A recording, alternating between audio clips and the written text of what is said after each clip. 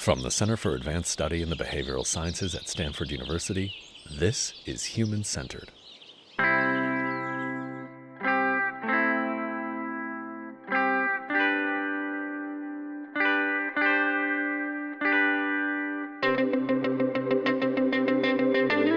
If governments and their leaders expect to effectively manage structural changes in today's industrial policy landscape and expect to navigate challenges facing monetary policy and financial market landscapes, they would be wise to interrogate the parallels, precedents, and pitfalls of historical cases. Today on Human-Centered, a conversation with Barry Eichengreen, who is among the world's most respected scholars working at the intersection of contemporary international economics and economic history. He was a CASBS Fellow in 1996 to 97 and holds the George C. Party and Helen N. Party Chair and serves as Distinguished Professor of Economics and Political Science at University of California, Berkeley. As just a small sampling of career highlights, Eichengreen is an elected member of the American Academy of Arts and Sciences, as well as the recipient of Guggenheim and Fulbright Fellowships and an honorary doctorate from the American University in Paris. We'll provide links to his bio and CV in the episode notes. Notably, Barry is that rare economist who writes books, many books, some of which serve as launching points throughout today's discussion. Joining him in that conversation is Stefan Link, a 2023-24 CASBS Fellow and historian at Dartmouth College specializing in the history of global political economy and the intellectual history of capitalism. This is another inspired pairing of conversation partners that we're known for at Human-Centered. As you're about to hear, Stefan is extremely well-versed in the Eichengreen canon. The two discuss work Eichengreen conducted during his CASBS Fellowship and the book that emerged from it, titled The European Economy Since 1945, and how its findings resonate with industrial policy debates occurring today. The book Barry probably is best known for is titled Golden Fetters, The Gold Standard and the Great Depression. They'll discuss the book and whether the economic crises occurring from the 1970s through recent years bolster the durability of what some consider Barry's definitive global interpretation. This also relates nicely to Stefan's current book in progress on a new global history of the Great Depression. Today's other topics and themes are drawn from Eichengreen's books such as Elusive Stability, Essays in the History of International Finance, Globalizing Capital, A History of the International Monetary System, Hall of Mirrors, The Great Depression, The Great Recession, and the Uses and Misuses of History. They'll also touch on Barry's work with the International Monetary Fund during the 1997 Asian financial crisis, the intellectual titans who influenced his career trajectory, and more. There's sure to be something here that advances your thinking, so let's listen.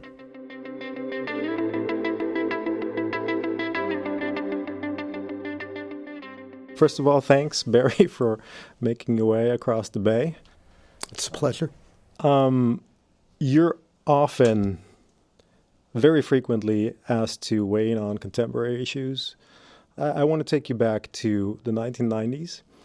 If I can, your semester here at CASBS was January through June in 1997.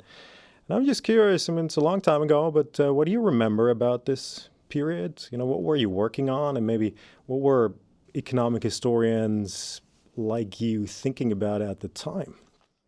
So looking back at my report to the director at the end of my term here, I had proposed that I would work on a couple of projects. One was on the European economy since 1945. I had been commissioned by Mary Fulbrook, a professor of history in London, to write the chapter on the economy for her edited volume, the short Oxford compendium on Europe since 1945.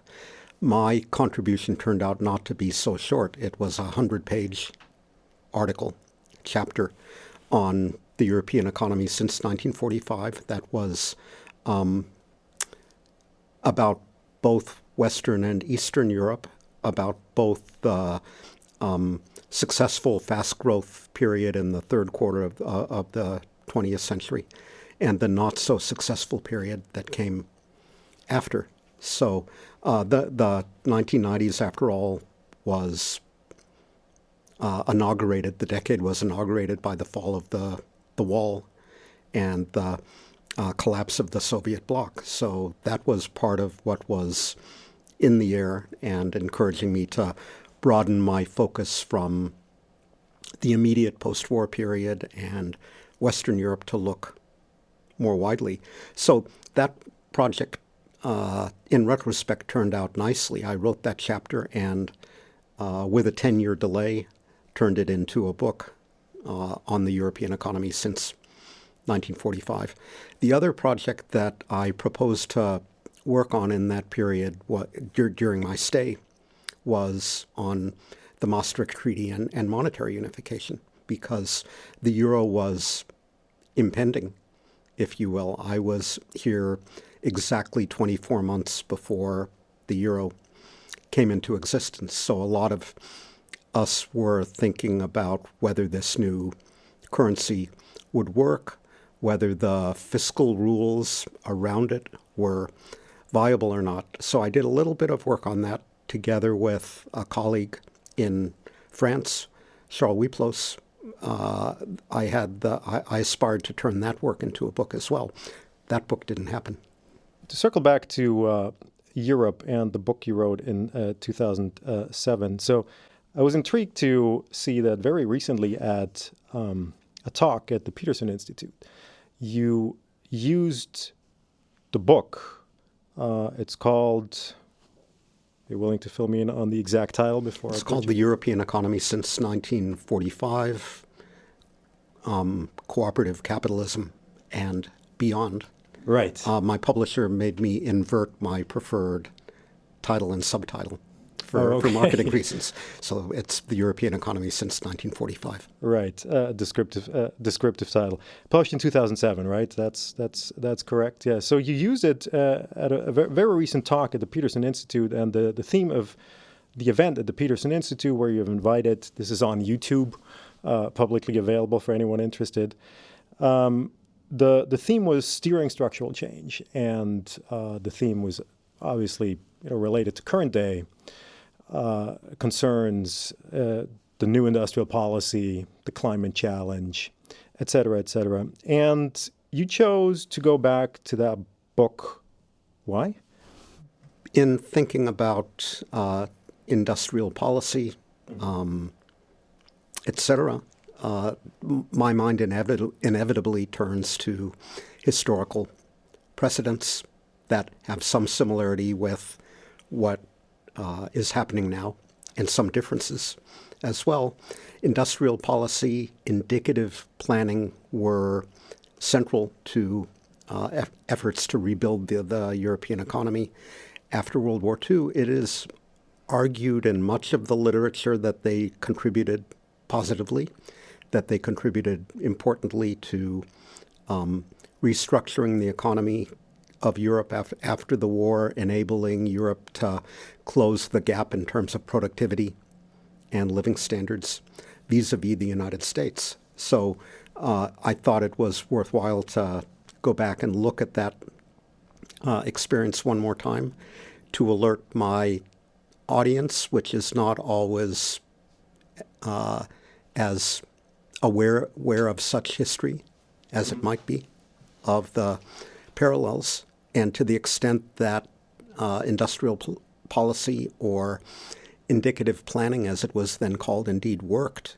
in the third quarter of the 20th century, to try to figure out why it worked, and then to ask whether the same approach or the same recipe could be adopted now. So the answer I gave then was what needed to be done in terms of which industries needed to be subsidized and encouraged. That the answer to that question was relatively straightforward. Governments in Europe needed only to look to the United States to see their future, if you will. Today it's much harder to know what the future holds, now that many of us are close to the technological frontier and we're in a period of heightened technological uncertainty. Planning ministries were, in countries like France, were independent, insulated from politics. Whether economic policymakers have that kind of insulation and independence today, I think, is questionable. And the planners had personal authority. They were eminent people who had contributed importantly to the war effort in their countries, Jan Tinbergen in the Netherlands, Jean Monnet in France. So in going back to that historical experience, I think one becomes skeptical, or at least cautious, about the prospects for successful, productive industrial policies today. Well, let me ask you actually more about that. I mean, in your book, you kind of make a theoretical argument about how growth depends on what you call the institutional fit between the technological and economic demands of the time and, well, the institutions that are in place to respond to them. And you argued that Europe after 1945, in the period of extraordinary growth up into the 70s, this institutional fit was in place and actually applied across the Iron Curtain, both East and West, with indicative planning, extensive growth, catch-up development, and industrial policy. You also argue in the book that Europe kind of lost its way in the 1970s and that these institutions got in the way or weren't able to respond to the technological and economic demands of the 1970s and following, which was a much more volatile global macroeconomic environment. But also, what would growth depend on would be new technological sectors, so technological innovation that didn't allow for that kind of catch-up dynamic. And where are we today? Am I understanding you right that you're saying what's old about where the parallel of post 1945 Europe may fit is that we're thinking again about industrial policy. What's new is that we're thinking about industrial policy with an open technological horizon. But what would be the institutional makeup that could respond to this if you were to design it? What would it look like? So if I were to design it, I think I would be putting less weight on targeted subsidies and incentives for particular activities and industries. I would be throwing less money at the chip industry or at electric vehicles, and rather I would be trying to equip people better for this uncertain future world. I'm talking my own book as an educator, but investing more in education and training rather than targeting industries that may be the future or may not. And looking back at U.S. history, for example, the first half of the 20th century was when we had the high school revolution in the United States, when the U.S. leapt as much as two generations ahead of other advanced economies in terms of high school attendance and graduation rates. And I think that translated into the productive labor force that we had after World War II, together with, inter alia, the GI Bill that contributed importantly to our success. So you said you got interested in it because it was at the time that you were here in the 1990s, the euro was coming. The Iron Curtain had fallen with momentous consequences for Europe and for European integration. The euro was on the horizon. Let me ask you about the euro. You wrote about it then. You've witnessed its growth and evolution since, and you have at times been fiercely critical of it. Why, and where do you see the euro today? Whether I've been ferociously critical of it or not depends on who you ask. So many people also think that I was, for a long time, the American economist most supportive of the euro. Well, let me just say that in one of your books from the 2010s, Hall of Mirrors, which actually on the Great Depression, you called the euro. You said the euro has had disastrous consequences. I believe that's a quote. So I think it with hindsight, the leap to the euro was probably premature, and more labor market reform, fiscal integration preceding the transition to the euro would have been desirable. But some events cannot be undone. This is a podcast and not a video cast. If it was a video cast, you would be able to see that my hair is gray. And I sometimes say that the reason my hair is gray is an article that I wrote in 2007, again, a commission for a collective volume. On the euro, I was asked to write the chapter on exiting the euro area, how the euro could collapse. The title was The Breakup of the Eurozone. And I confidently predicted in that article that it could not happen, that the euro, once it came into existence, could not break up, because for a country to withdraw would unleash the mother of all financial crises. All the bank deposits in Greece would be immediately transferred to Frankfurt if Greek citizens got wind of the fact that their government was thinking about withdrawing from the euro area. And as soon as that article got out there, the euro crisis broke, and I would get up every Monday morning to check that no country had in fact abandoned the euro over the preceding weekend. So far, so good. Can you explain a little bit what was problematic about the euro, what you thought was problematic at the time, and what kinds of political response, well, obviously referring to the Greek crisis in particular and everything, and all that? Well, in thinking about the euro and its limitations, I was very much reasoning from the theory of optimum currency areas, which is the analytical framework developed by the late, great Robert Mundell that economists use to think about common currencies. Mundell was Canadian by birth, and he was interested in how different Canadian provinces with very different economic conditions could share a common currency. So that's where his ideas came from. He observed that there is a relatively high level of labor mobility within successful currency areas. So if one Canadian province is booming and another one is depressed, people will move from the depressed region to the booming one. Europeans are notoriously immobile. They speak different languages from one another. They're tied to particular areas to a much greater extent than footloose Americans, or, for that matter, Canadians. If economic conditions are very different across different parts of the currency union, if the shocks affecting the different constituent economies are very different, these asymmetric shocks normally would have to be met by different set of monetary and fiscal policies in the different regions.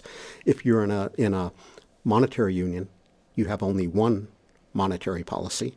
And if you're in a monetary union where one of the members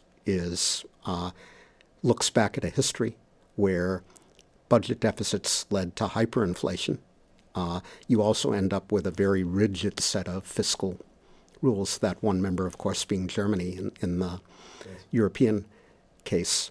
And there was no system of fiscal transfers from booming to depressed regions like we have through the federal tax and transfer system in the U.S. in place then in Europe. So none of those problems have really been solved over the intervening 25 years. But Europe has basically shown that it can live with these constraints. I do not think that the euro is high on the list of the reasons why the European economy doesn't grow faster.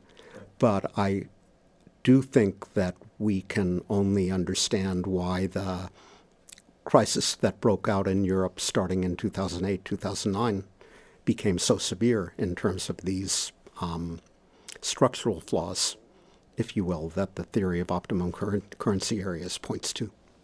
That, of course, is a great point of transition for me to ask you about some of your other work that you were engaged in the 1990s, that is on the gold standard and the Great Depression. And here I want to point to a remarkable paper that came out, an NBER working paper that came out in June 97. So at the very conclusion of your stay here at CASBS, which you co-wrote with Peter Temin, great MIT macroeconomist. It's titled The Gold Standard and the Great Depression, and it's written for historians, by economists for historians. That's what you say in the... I'm not sure that made it into the published version, which is published in Contemporary Journal of Contemporary History, I believe. But that was in the working paper. And you also say, here I want to use a quote from that paper. So regarding the causes of the Great Depression, you said in June 97, quote, "The modern literature can be regarded as having fundamentally solved the riddle of the Great Depression.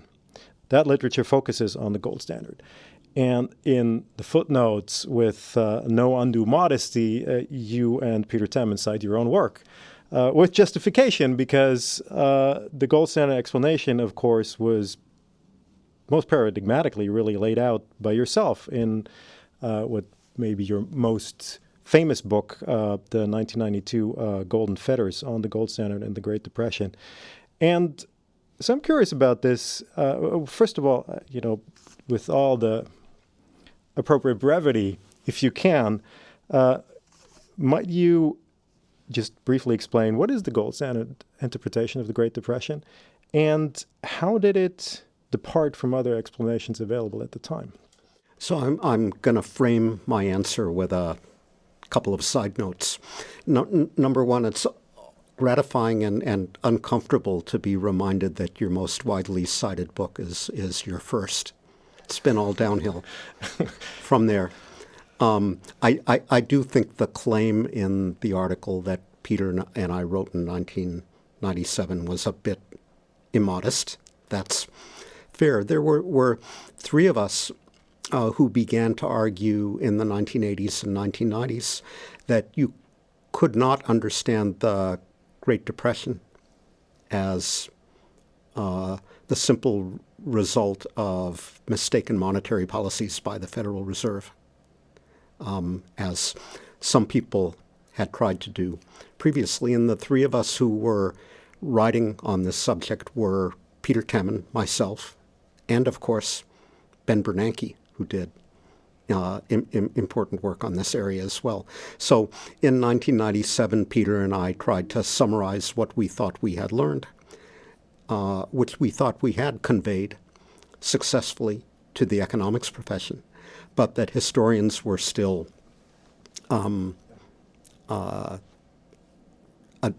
continued to advance arguments about what had happened in particular countries without acknowledging adequately that the Great Depression was a global phenomenon, that the policy responses of central banks and governments were constrained by the gold standard, which was basically a system of fixed exchange rates that couldn't be changed. Like the euro. Like the euro, that prevented individual governments and central banks from adjusting policies in response to economic conditions, from loosening when output and employment collapsed after 1929. Peter and I argued that it was not simply the financial constraints of the gold standard, but also the mindset, the mentalite of the gold standard, which went, it's not appropriate for central banks and governments to tailor policy to local conditions. Rather, it should remain on autopilot, as it always had been when currencies were tied to gold and thereby to one another. So this was, if you will, Peter and I had written along these lines that the gold standard was the key to understanding the Great Depression.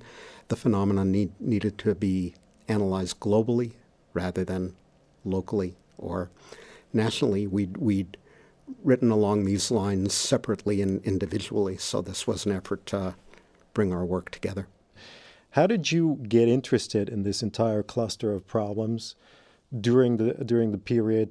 You're saying, Temin, Eichengreen, Bernanke were working on it jointly and separately. There was something in the air. What was that? Where did this come from? So the Great Depression had been analyzed previously, most influentially by Milton Friedman and Anna Schwartz in their Monetary History of the United States, published in 1963. The title says it all. It was a monetary history with a short 110-page chapter on the Great Depression, focused on the United States. Most work in macroeconomics and related fields in that period was closed economy, if you will. U.S. academia dominated economics in the 1950s and 1960s. The United States is relatively speaking not a terribly open economy influenced by events in the rest of the world. So those facts lent themselves to the closed economy focus that informed much of the literature on the Depression.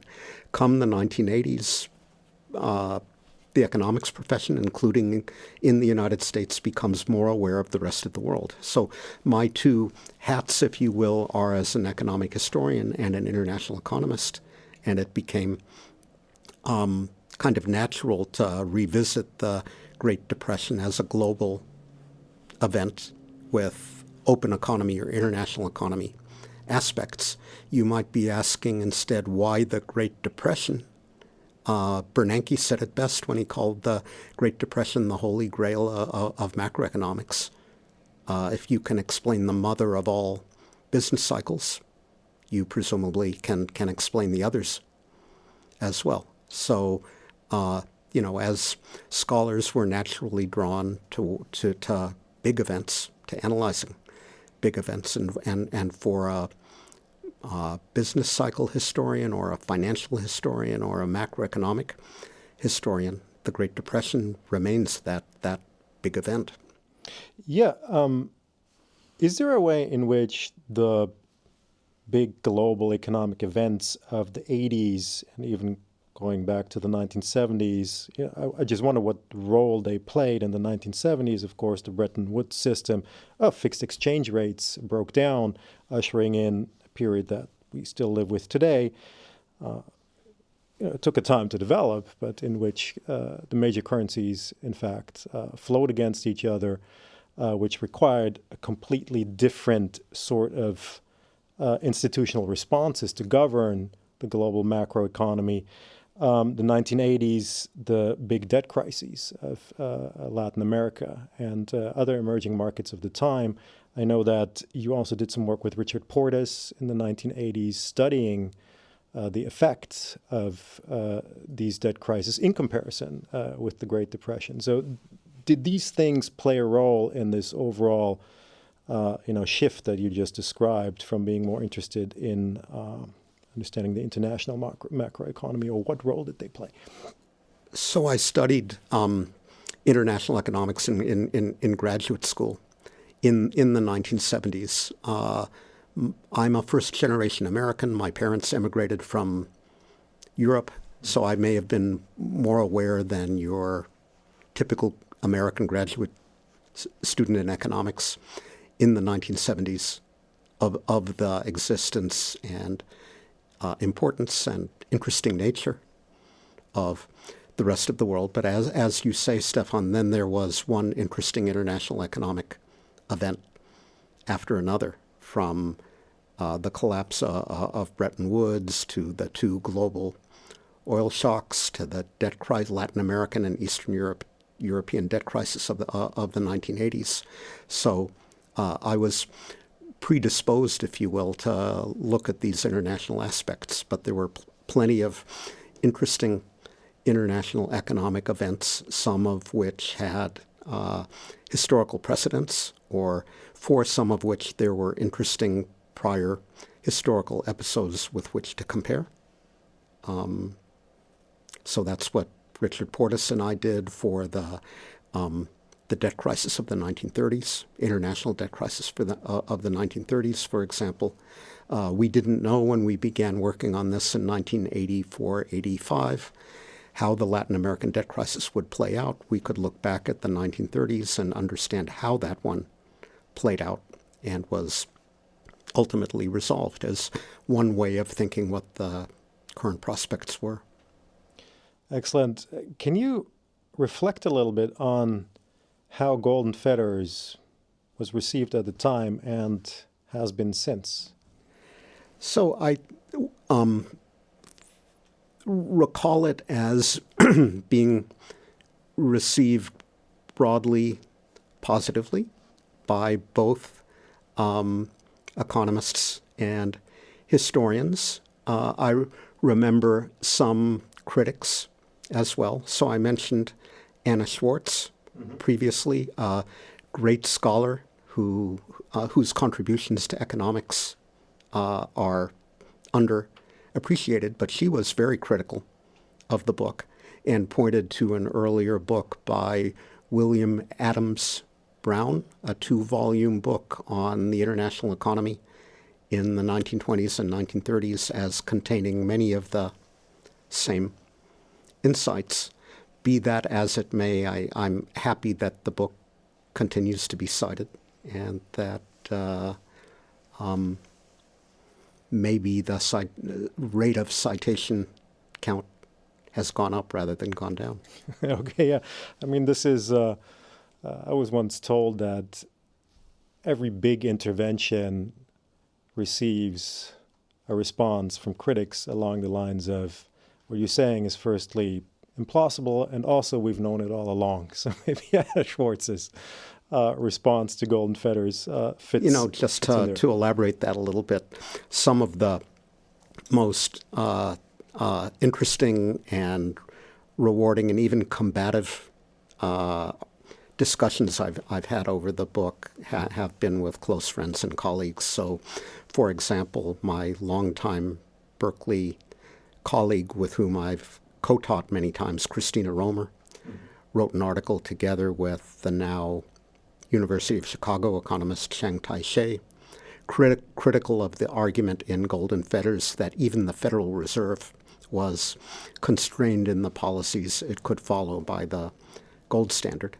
They argued the opposite, and we've gone back and forth over the years over that a lot. We continue to disagree. We continue to be good friends. Right. The question there is, how much were policymakers at the Federal Reserve at the time in the 1920s beholden through their connections to London to international central bank cooperation and committed to allowing other countries, in particular Britain, to manage the gold standard successfully, as opposed to, this will be Romer's point, am I getting this right, as opposed to focused on more domestic questions. So the specific issue where Christy and I disagree is over what is referred to as free gold, how much gold in excess of what was required at the time did the Federal Reserve have, specifically in 1932, where the argument in the book is not very much. So it didn't have much leeway if it wanted to keep the dollar pegged to gold as it was obligated to do under the gold standard. It couldn't cut interest rates significantly and loosen in response to the Depression. The decision had to be taken, as it was by FDR in 1933, to abandon the gold peg before the Fed could begin to loosen. That is my argument in the book, and the Romer-Shea argument is au contraire. The Fed did have some room for maneuver, and if it hadn't been beholden to this doctrine, it could have cut interest rates even without abandoning the gold standard.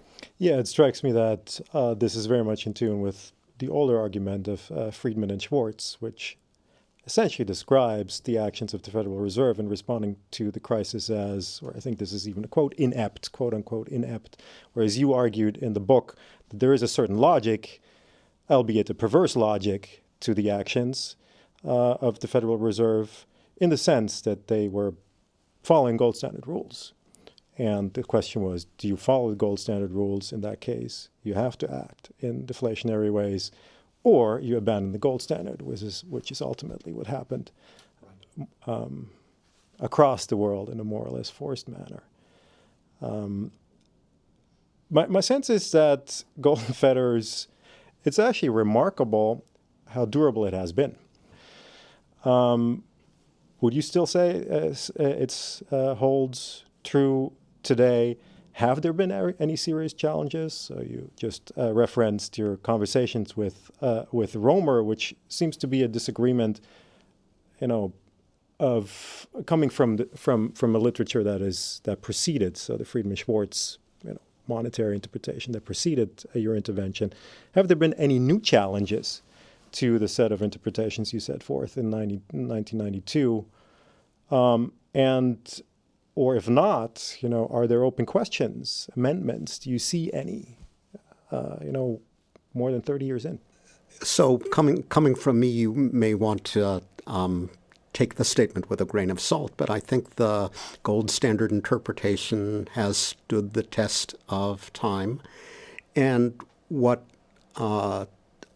arguments I developed in the book, mainly for Europe and the United States, which was my focus at the time, have been extended, applied, validated for other parts of the world, Latin America, for example, subsequently. So, if I conclude that no, there haven't been important, significant challenges, that probably won't surprise you, hearing it coming from me.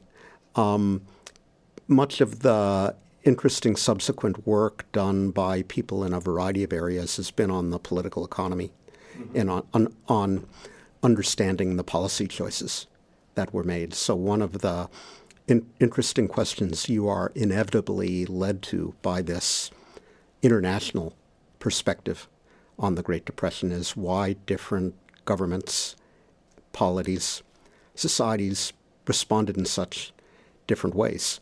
Some choosing to abandon the gold standard, regain their policy autonomy, and use it early on, and others waiting much longer and to move, if they moved at all. So what was it about their history, about their contemporary politics, about their geopolitical situation, whatever, that Do you have led an example in mind? Well, a classic example would be Latin American countries, which abandoned the gold standard in the face of a vicious deflation relatively early on, 1930-31, and certain European countries, epitomized by France, that waited an additional 6 years before moving. One more question about the gold standard. So I'm going back to that 97 paper because I'm trying to anchor our entire conversation here in your CASBS period. One of the things that you say in this paper and in the article that followed is, which strikes me, which has always struck me as parallel to.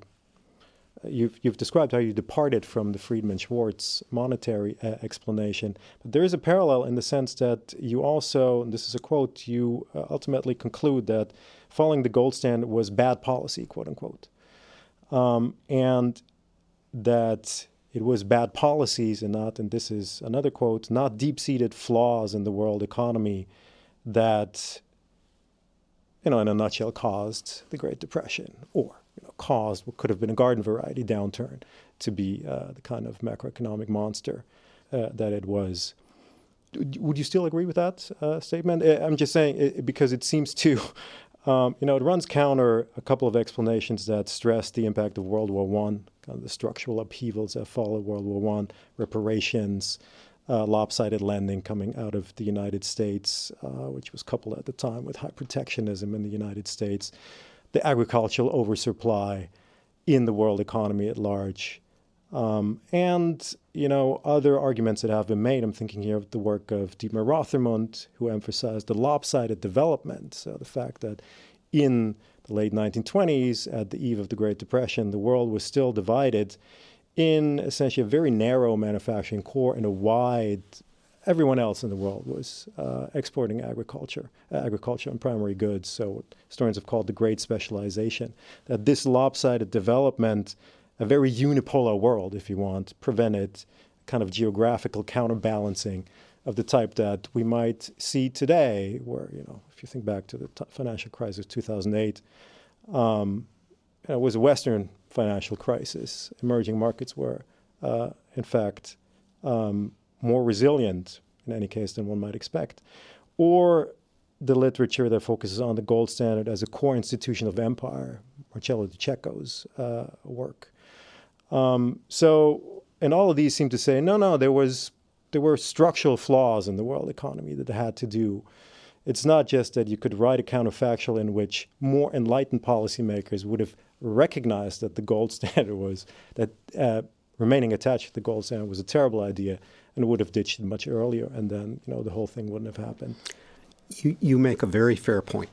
And indeed, in Golden Fetters and other books like Hall of Mirrors, which you mentioned earlier, I do talk about these structural factors in the global environment leading up to the Great Depression, from imbalances between agriculture and manufacturing to the legacies, both economic, financial, and political, of World War I.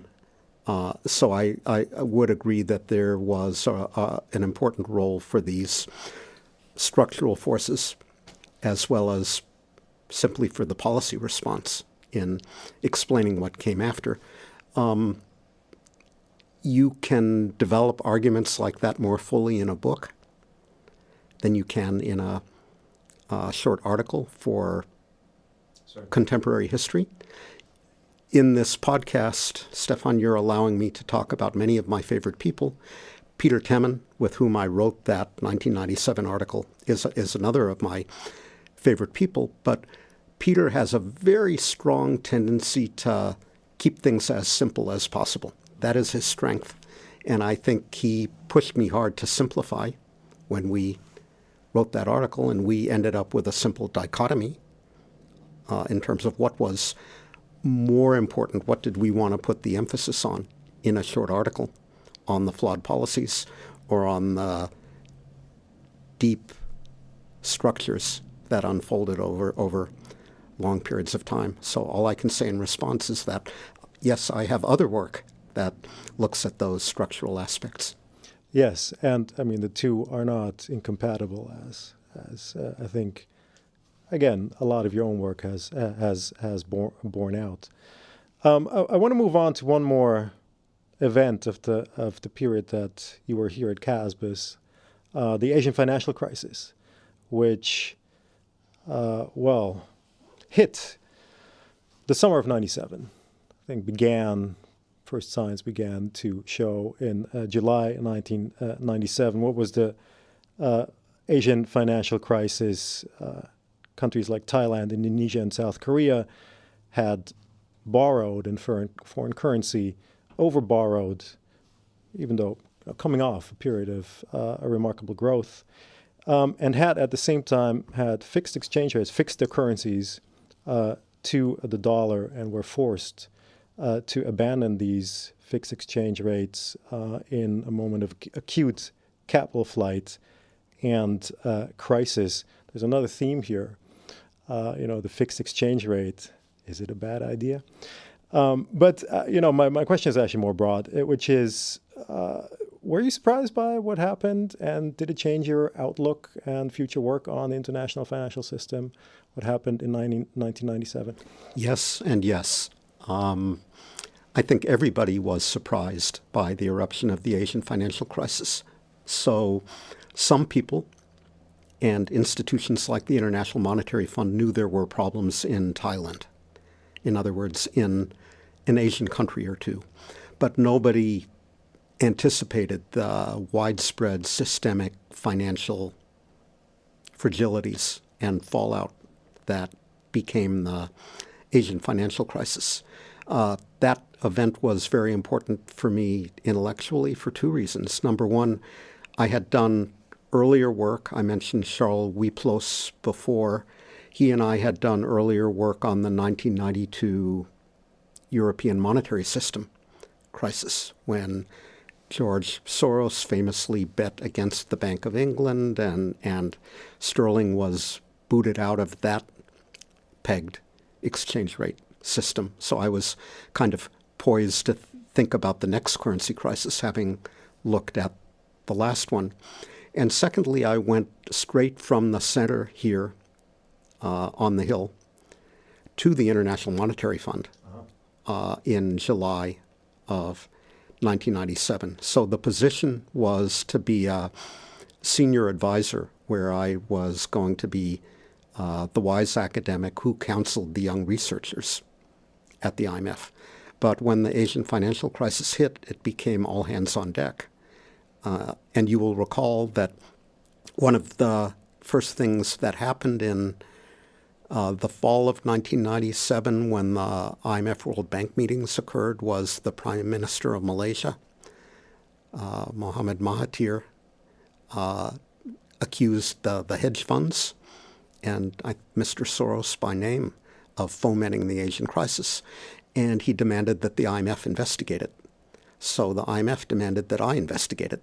So that was the one time when I had a corporate credit card and a team of economists to work with, and we went around the world basically talking to hedge funds and their counterparties, the people who booked their trades, and their regulators. It was an interesting experience. You can imagine walking into the office of a hedge fund and saying, "Hi, we're from the IMF. Can you tell us whether you caused the crisis?"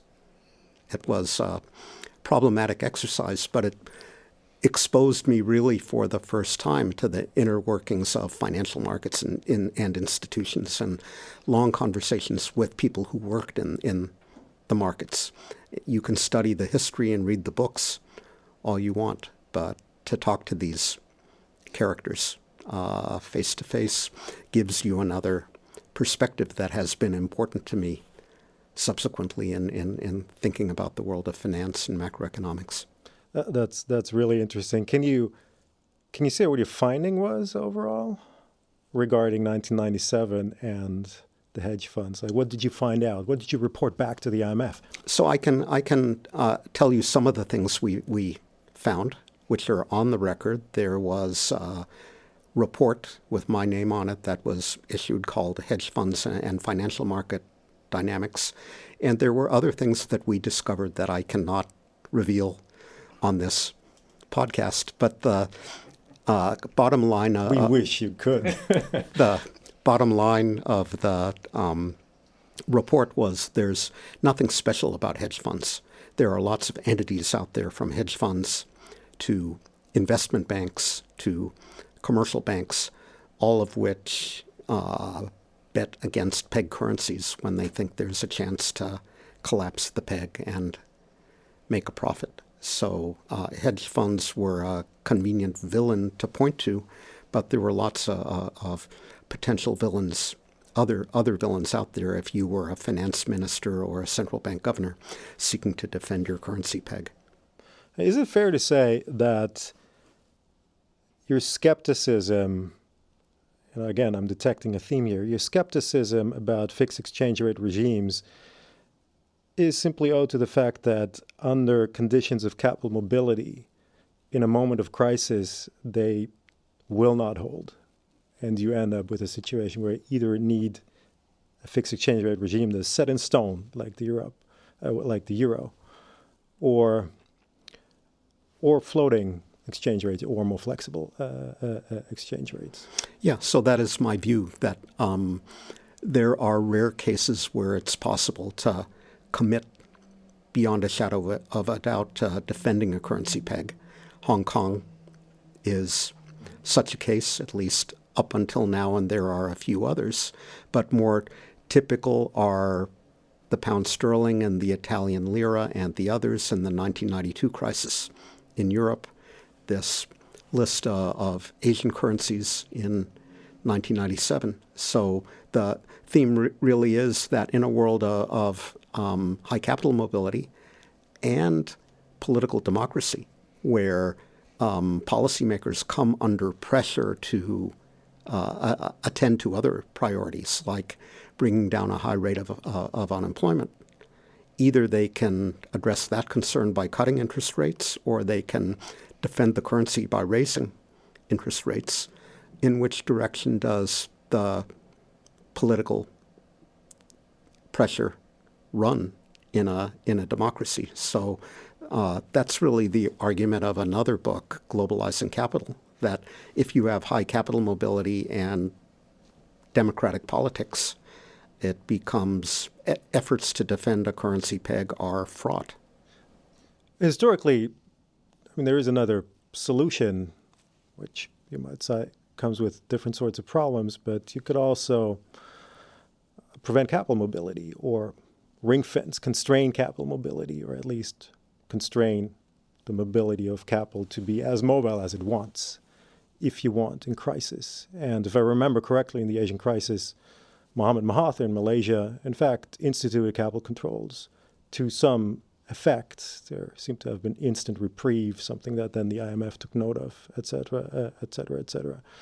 So, I mean, what role does that play in the mix, the political ability or appetite for constraining capital mobility? It's not only Malaysia in the 1990s, but a range of countries in the 1930s responded to pressure on currencies and a difficult economic environment by turning to capital controls. The issue is, the question is whether that response is feasible on a widespread basis under current political and technological conditions. So ways around capital controls proliferate in a high-tech financial world.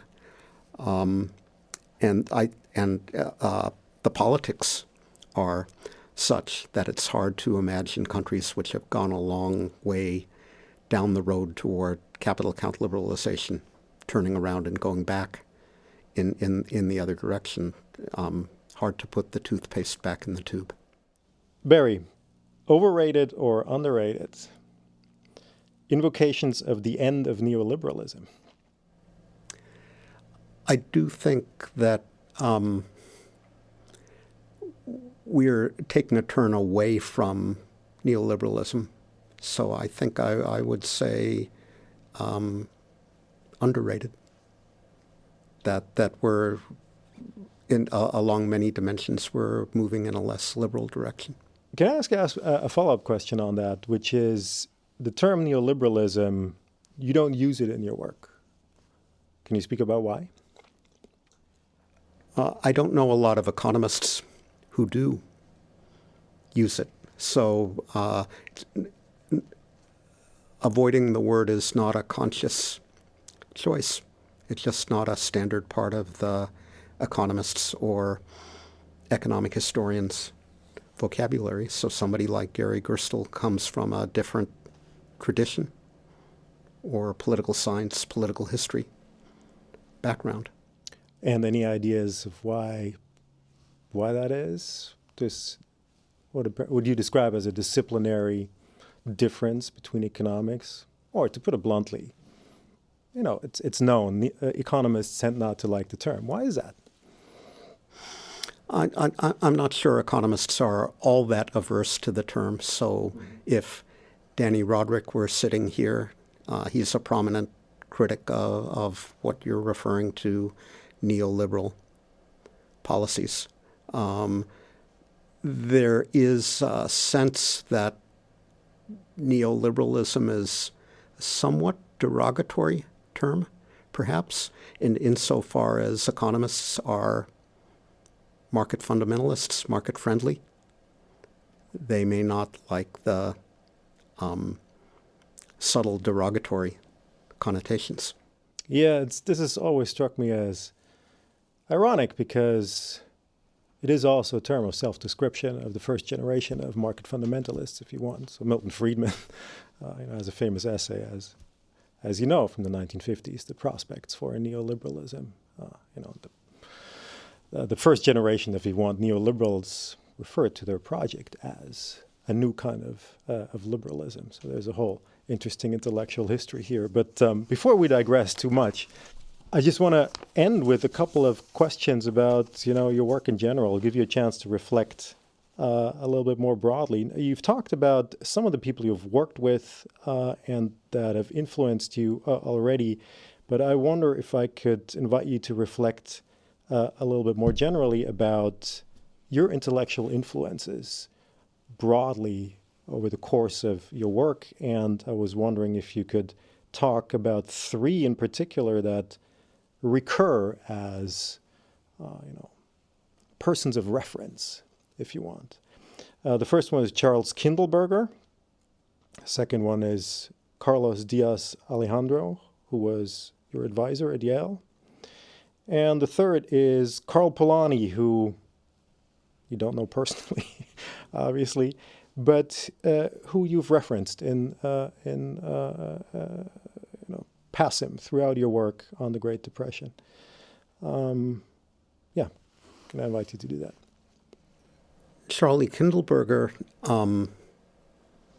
wrote probably the most important book, along with William Adams Brown, who I referred to earlier, anticipating the modern literature on the international interpretation of the Great Depression. So his book was entitled The World in Depression, published in 1973, didn't talk much about the gold standard, but did view the Depression as a global phenomenon. And I've often had the uneasy feeling that I'm simply following in Charlie's footsteps. He worked as a young economist on the Marshall Plan, and I've written on the Marshall Plan. He wrote a book on Europe's economic problems coming out of the war, and I've worked on that. He wrote a book on European economic growth in the 1960s, and I kind of followed 35 years later.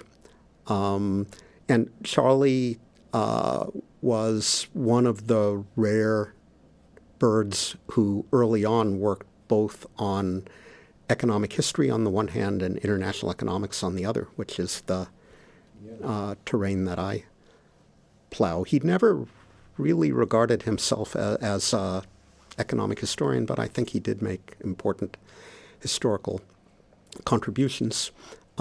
Carlos Diaz Alejandro was on my dissertation committee, as you said, when I was at Yale in the 1970s, and he was important for bringing the economic history of emerging markets, the Third World, Latin America, whatever you want to call it, to the attention of the economics profession. So he too was an exemplar of someone who worked both in economic history and international economics in the Latin American context. I think Carlos was a student of Kindleberger's, actually, if I recall correctly. You noted again accurately that I didn't have the pleasure of knowing Karl Polanyi. I became aware of him because my father, who, because of the events of the 1930s, was not able to finish university, had Polanyi's book, The Great Transformation, paperback edition, paperback that came out in 1948, I think something like that, on the bookshelf at home. So I picked this book up at various years in my child and teenage years and tried to make heads or tails of it. But it remains a fundamental text for those of us who think about the interplay between markets and politics and how events and markets can have political ramifications that feed back to the market arrangements. So again, in Globalizing Capital, I draw on his insights explicitly. Polanyi is interesting because maybe like the term neoliberalism is not exactly popular among economists. Do you ever get raised eyebrows from your economist colleagues when you bring up Karl Polanyi? Or No, because I think there are enough other respectable economists who also invoke his work. Polanyi was influential through his book, primarily his books. Economists don't read books in this day and age, so eyebrows are not raised one way or the other. that actually brings me to my next question, because you have straddled over the course of your career and your writings two disciplines, history and economics. You're trained, obviously, as an economist, but I'd be curious to hear from you how you think this relationship has actually evolved, since you started out, so since the 1980s, and where are we now? I ask as a historian. History and economics moved apart for quite some time, starting in the 1960s and 1970s. I think economists were to blame for this fact initially because we claimed too much, asserted that only by using our methods and models could historical questions be definitively answered, which was claiming too much and alienating our friends and colleagues on the history side. So in response to that very strong intervention by economic historians in economics departments, people in history departments moved away from economic questions. So there really was a deep divide between the two disciplines for a period of decades. I think there has been some convergence now as economic history on the economic side has matured, and we're no longer as imperialistic. We're no longer inclined to claim so much.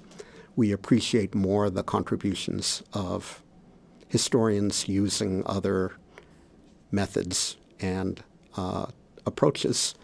On the history side, say what you will about the new history of capitalism, and one could say a lot of different things, but it has redirected the attention and energies of a bunch of younger historians toward mainstream economic questions.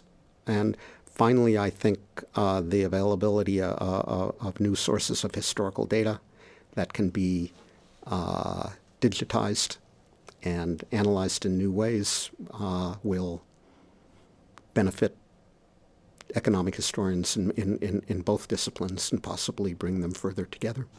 Barry, are there any big questions or issues in economic history that you think we haven't asked that should be?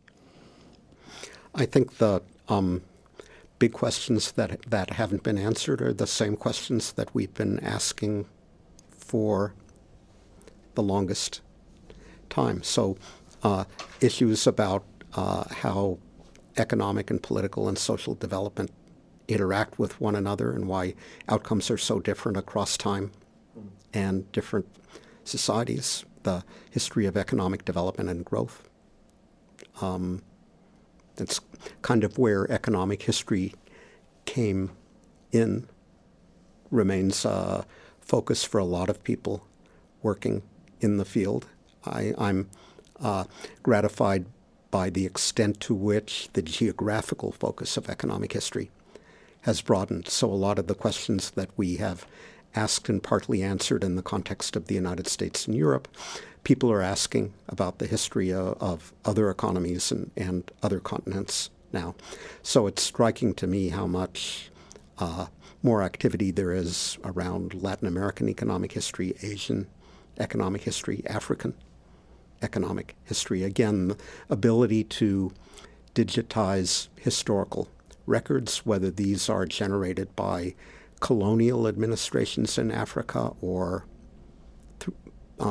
by other means, has opened up vistas, if you will, for economic historians of that continent. So seeing how many people are active working on African economic history, Latin American economic history, Asian economic history is gratifying. also. So I'm answering your question more in terms of geographic scope maybe than intellectual scope. Yeah, but I would agree with that. I think that's right. We talked about a couple of things that you got right. So, the persistence of the gold standard interpretation of the Great Depression, is remarkable.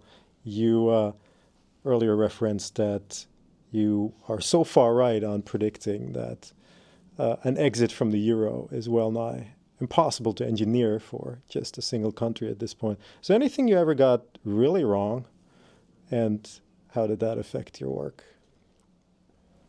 Forecasts are hard, especially when they involve the future. I can remember two strong forecasts that didn't pan out.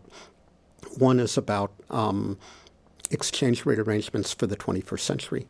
So I did a little book for Brookings in 1994 called International Monetary Arrangements for the 21st Century, where I argued that because of high capital mobility and democratic politics, countries would have to move toward one of the two poles in terms of exchange rate flexibility, either hard pegs like a monetary union or a currency board at one extreme, or freely floating exchange rates at the other extreme. So in my lighter moments, I called this the bipolar view of international monetary arrangements, that the center of the spectrum would hollow out. And it hasn't hollowed out, that there are a substantial number of countries around the world that continue to operate managed floating exchange rates. Some float more freely than others. China being the big example. But the center does hold. The premise of that little 1994 book was that capital mobility would continue to rise and capital controls would continue to go by the boards. That hasn't exactly been the case in China. So China has alternatives that are not as obviously open to other economies, but a variety of other economies with open financial markets. Singapore, for example, targets its exchange rate within a relatively narrow band. Another example would be exorbitant privilege in 2011. So there were two forecasts in that book. Your book on the dollar. The history and future of the dollar. One forecast there was that the dollar's dominance of international monetary and financial affairs would continue to erode over time. And I think that has happened, but even more slowly than I anticipated there. And the other forecast of that book has been wrong, namely that to the extent that the dollar lost dominance or market share, its weight would be taken up by the currencies of the other large economies, the euro area and China. The euro area has gained no ground on the dollar in the subsequent 14 years.